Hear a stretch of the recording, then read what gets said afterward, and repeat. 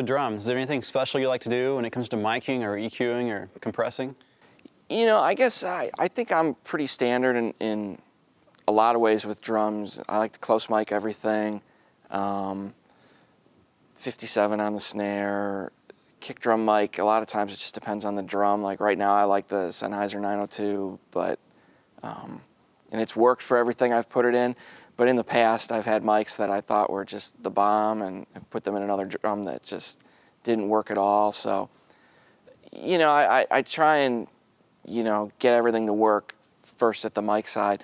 Beyond that, you know, I might gate a little bit. I tend to lean more towards expanders versus a hard gate, but it'll just depend on, you know, it depends a lot on the room. It depends on the drummer and the band.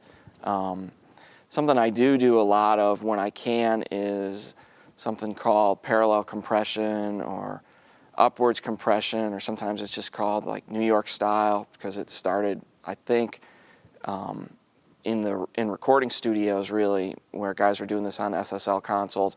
And basically I have a, you know, sort of a general drum mix that I would just do like a standard compression and stuff on, and then I bus that to a separate bus that I compress the whole thing, and typically that's just it's just kick, snare, toms. I don't put cymbals into that.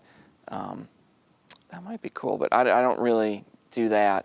And I'll tend to compress that a little more, not too much though. I mean, maybe it's only like a 4-to-1 ratio typically, and I'm probably only doing like 3 to 6 dB of compression on that, so I don't like to hit it too hard, but you just kind of push that in underneath and you can get a lot more punch out of your drums, and you can get more punch without losing your transients too much, and your overall level, like your output level, stays the same. So it's the same kind of voltage, and you just get more volume and more punch, and helps it cut.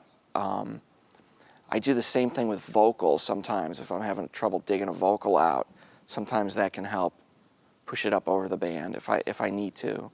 That's kind of a last resort for me. Cool. Do you like reverb on drums? I've been doing more with effects on drums lately, but with that, it is more often just a size thing and just trying to make them sound huge. Sometimes you put them, you know, you put a long tail on it and it can sound really big, but if you go too much, it can really sound cheesy fast. So you just got to be real careful with that. So talk to us about bass guitar. Bass guitar, there's a few things.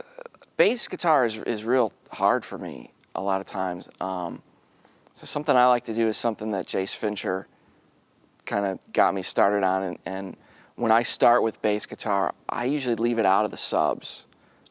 Works great if I can get in a situation where I have aux-fed subs, it's real good. Otherwise, I might just high pass it, or, you know, take a shelf and just knock down that real super low end, because for me, a lot of times that can really kind of cloud the rest of my mix. I like to try and get it up. Sometimes it's not so good for me to put the bass up before the guitars are in, because what I want is I want that note of what that bass player's doing. I want it to play against the guitars, and I want it to cut against them.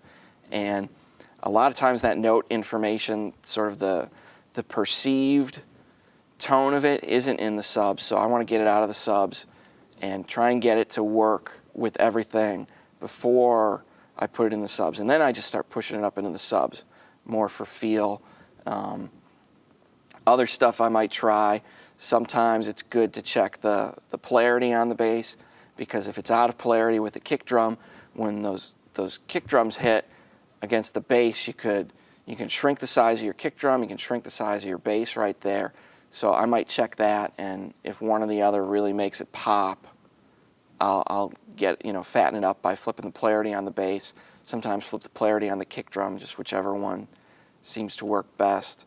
And then there's the Sans amp. To me, that's kind of like, I don't know, it works. I just feel like I'm cheating when I go to the Sans amp, because it'll add more harmonics, and you can put a little bit of growl on it. that won't necessarily sound like it's distorted when it's in context, but that'll help it cut through. But I feel like I'm cheating when I do that, so I try not to do it too much, but I do it.